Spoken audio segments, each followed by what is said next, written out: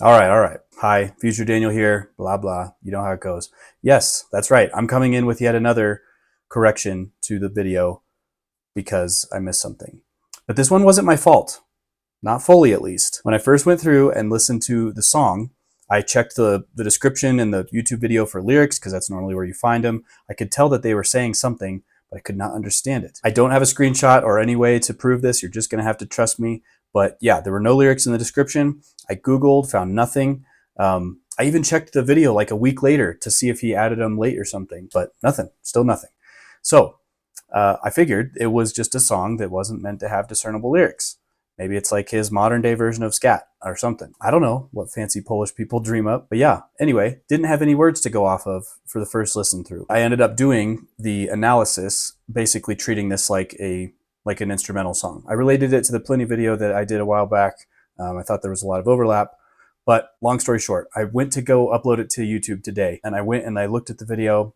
Guess where the lyrics were? Right in the description box. I was like, oh, okay. So after thinking about how best to kind of play with all this, I decided to keep most of the original video, at least the beginning part, because I had my first listen to the song.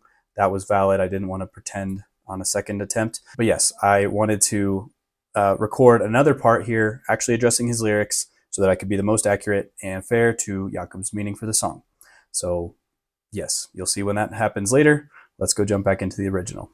Hey, welcome. My name is Daniel, and this is Metal Sharpens Metal, the place where we analyze heavy music from a Christian worldview. And today, it's another song that's not super heavy, but this guy has a lot of metal roots. Actually, I shouldn't even say. I haven't heard the whole song yet. I've heard the intro and a couple short clips, but I don't know where it's going to go. But yes, today we are listening to Jakub Zytecki. Is it Jakub? Is it Jacob? Just say Jacob because I'm from America. I don't know. I'm going to say Jakub Zytecki. This is his new song, Bound by Better, featuring Mùlk. I don't, okay. But yeah, this guy, I love his music. There's really cool textures all over the place, really interesting filters and stuff that he does on his guitars. He's an insane guitarist. I think you're going to like it. So yeah, I'm excited. Let's go check it out. All right, I'm not sure who Mùlk is, but he might be a singer. Let's check it out.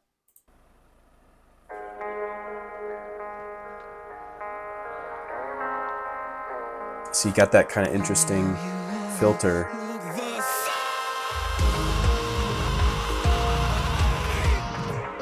That's so heavy, but like, oh gosh.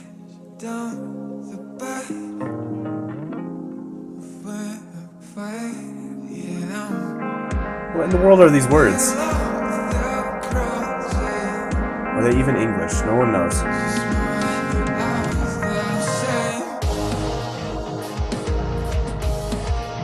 But this is the interesting way that Jakub does heavy music.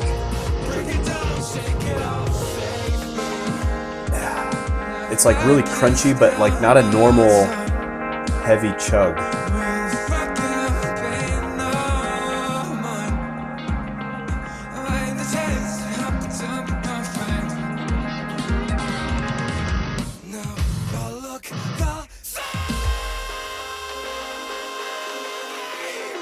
Did he yawn again at that line? Fabricate.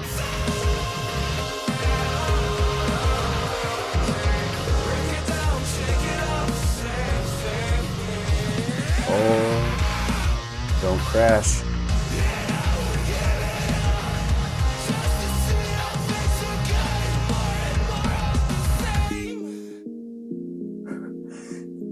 It's like almost Whiplash to go to this little. I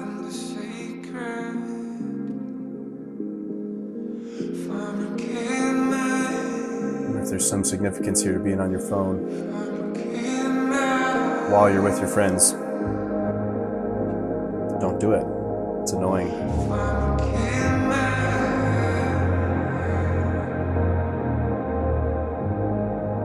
Very dreamy. reverb here. Oh, hang on. Hang on. Wait. I'm going to go back because there's words now. Actually, you know what? I'm going to just take a quick break because, yeah, there's a lot going on in his music. And this one's very dynamic with the big... It's like almost a growly bass line. And then the kind of hollow sounding... It sounds a little hollow. That's the term I'm looking for. Like there's something missing from it.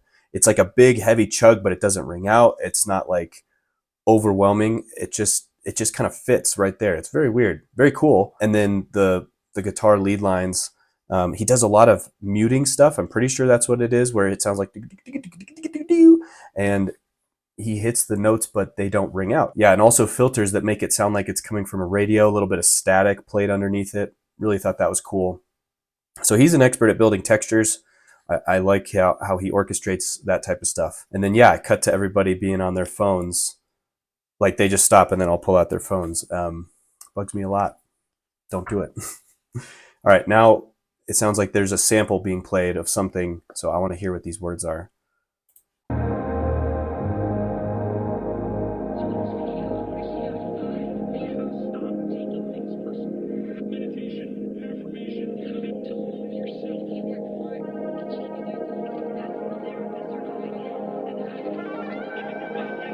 Okay, I heard something about, well, now I already forgot, but it said, love yourself.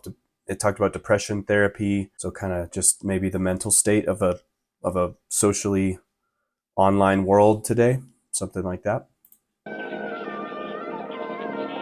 Thinking clearly, breathing techniques, how to live with yourself. All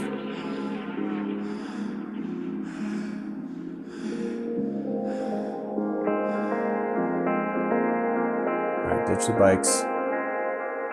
Oh, nice. It's time for the music video.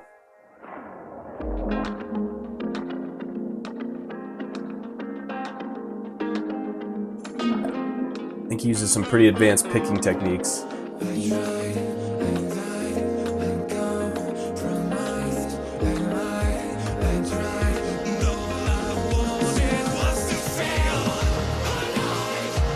Ooh, a little camera shake.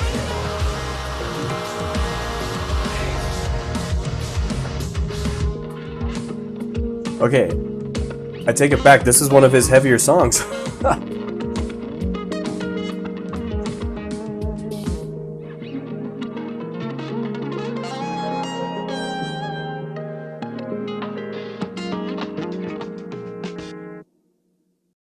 Wait, no. Oh, can't just do that to me. He can't keep getting away with this. He can't keep getting away with it. Dude, what the heck? You can't. It's like he's building up for a solo. Done. We're done. Gosh, and because he writes some amazing solos too. He's so good at guitar. There's a few people. I'm going to feature a few other people as well who are some of my favorite solo virtuoso kind of guitarists. But I say virtuoso carefully because the ones who just do the wheedly woos and just shred hard all the time, I get kind of bored of pretty quickly. So the ones that stick out in my mind are the ones that can write really good songs, and the ones who just have a good head for, layers and texture and like the overall kind of aesthetic of a song. Yeah, I mean, it's like I said, it's one of his heavier songs. He had like a little bit of a metric modulation on the drums at one point, just like heavy, like almost a breakdown. The first solo album I heard of his was the Wishful Lotus Proof album, and it was really cool. I would say that was where he was at his heaviest. And the first time I heard him play was that band I mentioned, Disperse, and they write some awesome progressive metal, lots of singing. I don't actually think there was any screaming in their stuff. And this one kind of evolved into screaming at the end a little bit. Some of the notes just got a little bit carried away intentionally, it sounded like, to make it strained and stuff. Another thing I know from, I don't remember if it was an interview or something else, but Jakub has talked about drug use in the past. I think he got pretty heavily involved with acid, I want to say, in order to aid him in his music writing. That's what he said it was for originally. This year, more people will use cocaine than will read a book to their children. Yes, the actual usage of the drugs is not healthy. It's not good for him. It's not God honoring. But I believe that some of those writing techniques and some of his ideas for melody and different things and how his songs sound so dreamy and stuff, I'm sure that is wildly influenced by his drug use. So I wanted to relate this to the Pliny video, partly because I see these guys as connected in my head. I'm pretty sure that someone's done a solo on somebody else's song in the past. But I also see that a lot of what Jakub writes is instrumental, and I see it as very similar to Pliny's instrumental music in the sense that you're writing instrumental music, but you're still trying to convey something. You're still trying to convey some kind of meaning. In the Pliny video, I talked about the concept of moral value and how art can have a moral value, even if it doesn't have explicit words written out. And a big reason why I believe that is I don't believe the opposite can be true, that art has no moral impact whatsoever. There was a movie that my wife and I recently watched on, let's say, Prime or something. It was called The Hunter. And this guy is, well, I'm not going to give you the whole synopsis because it doesn't matter that much. But a little girl in the movie actually had a really insightful line where she was asking the main character, what's that lady singing about? It was some opera that he was playing in the background. And he was like, I don't know. I think he might have even said nothing at one point because he was annoyed at her question asking. But she responded, people never sing about nothing. And I was like, man, that's so true. You know, in that example, there were lyrics, sure, and they were saying something in a language that she couldn't understand. But in this one, there is a meaning behind it, and that people never write songs about nothing, too, is something that I would argue. So as promised, here's the part. Let's go jump into some lyrics. You know, I also don't know if this is Mùlk's lyrics. I'm just going to say, since this is Jakub's song, his name is like the title and Mùlk was a feature, I'm going to say that these are Jakub's lyrics. Jakub has done singing in some of his other songs, so it wouldn't surprise me if this was all him and then maybe the other guy did some singing. Not sure. Let's take a look. So face down the bed, like I assume you're laying face down in bed. A fair fight, yet I'm in love with your cruelty, just more of the same. So something, you know, more of the same. It's happening over and over. And the singer seems to have Stockholm syndrome in being in love with the cruelty. I call it fun. Whether it's like a person or a situation, I wasn't entirely sure, but I think I'm leaning towards person as I looked through these a little bit more. And then this part was interesting. We got a little 4-letter word as a heads up here. But yeah, if I could steal more time, then we'd F it up and pay no mind. Why the chase? You happened to be perfect. So, you know, he's making allusion to time being finite. It's like our main finite resource as humans, right? We can't get more time. But even if I could steal more time, I'd mess it up and I would ignore it. I'd waste that time. And then he's asking himself, why am I still caught up in this chase if you happen to be perfect? So, you know, if it's a relationship with a girl, I think those would make sense. Based on, you know, the stuff with them pulling out the phones in the middle of the song, I think that does apply. I think he is talking to a chronically online culture. I just don't think it's merely like the people who doom scroll and get, you know, overwhelmed by their thoughts of the news and the world and stuff like that. I think it's a little bit more personal, talking about relationships with people and now especially maybe a dating relationship. We're online so much these days, even finding dates online, that it would not be surprising if they were all, you know, looking for the next girl when they stopped on their bikes there. And the irony is when you have so many people at your disposal, you know, in Tinder and all these apps and stuff, like you actually have a much harder time settling because you think, well, there's this tiny imperfection with her, so I'll go to the next one. If a girl has a minor issue, why would you bother dealing with it instead of just swiping through 50 more profiles and maybe you don't have to deal with that issue. It becomes very consumeristic, obviously, right? And now you all look the same on the way to fabricate the sacred. Very cool, intriguing phrase here, fabricating the sacred. If this is a song about dating apps and stuff, then yeah, all of you look the same. He's either saying that all these girls he's looking at look the same and he's just like kind of, you know, mindlessly becoming numb to the differences in people around him, or he's saying that you, speaking to the consumeristic dating online person that he's kind of talking about in this song, maybe he's saying you all look the same. You're all doing the same thing. You're all just on your apps, on your dating apps together. You all stop your bikes and just start swiping. But on the way to fabricate the sacred, I don't know that I'll have this right, but it was an interesting thought, which is, you know, I think of an image where Christ came to save his church, and the church in the Bible is called the bride of Christ. So there's like this sacred relationship in marriage, in human marriage, that mirrors this heavenly relationship between Christ and his church. And again, even if Jakub isn't a Christian, I think a lot of people see marriage as sacred and special. So either all these robot people are on the way to marriage, fabricating sacred things. It's like, it's kind of forced, it's kind of artificial when they do it through the online way. That's my wife you're talking about, man! Yet I'd give it all just to see your face again, more and more of the same. And now it sounds like the more of the same is actually something that he desires. He wants to see the same person every day. He wants to see this person's face again because he'd give it all in order to do it.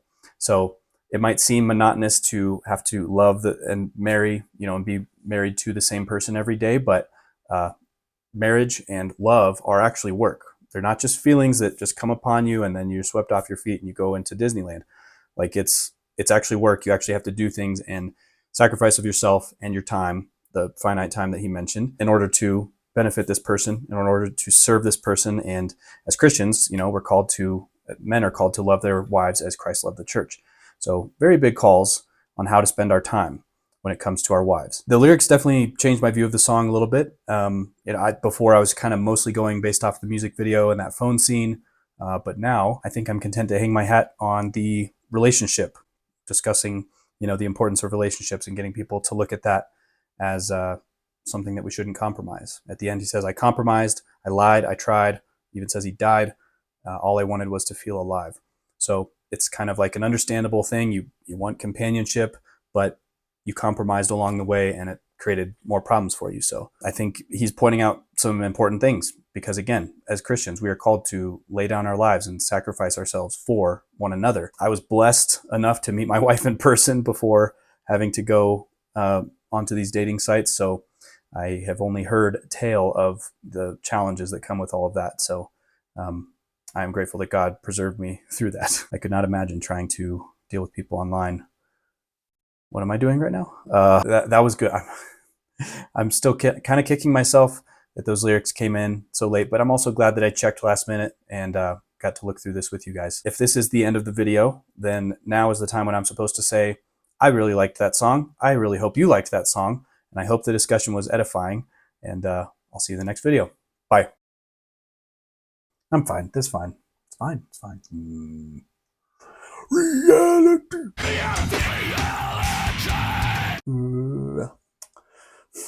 So yeah, when you're using it, what did I say? What did he say? Yeah, hopefully you enjoyed that too, and I'll see you in the next one. Bye. It's